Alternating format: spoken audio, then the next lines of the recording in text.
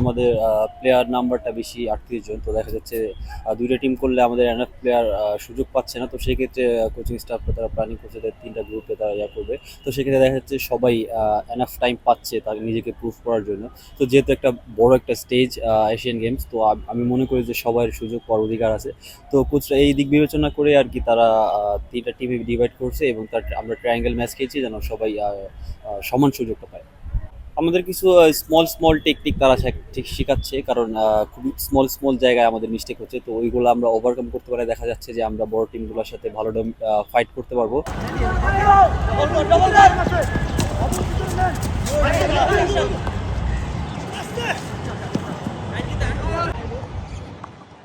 আলহামদুলিল্লাহ, আল্লাহর রহমতে ট্রেনিং ভালো হচ্ছে। নতুন কোচ আসছে, ওর নতুন প্ল্যান অনুযায়ী ও আমাদের যা শিখাচ্ছে আমরা ওই প্ল্যানে এগোচ্ছি আর কি।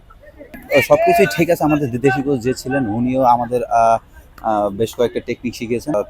পিটার যখন থেকে আসেন তখন আমাদের কিছু সেট পিস, তারপর আমরা কিভাবে অ্যাটাক করব অপোনেন্টের গোলে, ওইগুলো আমাদের শিখাচ্ছেন।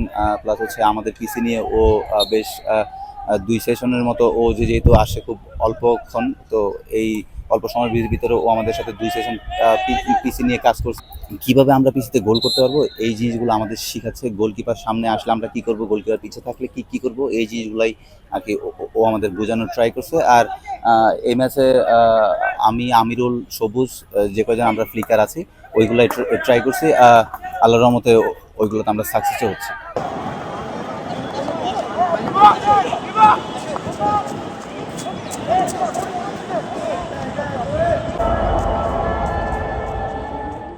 See, we have had 1 day practice, and we are doing the matches that I can see who is performing, where we have still work, and then where we have to improve on the skills, on the basics, and all these things. Therefore, are these matches. Our fitness is okay, but must be more.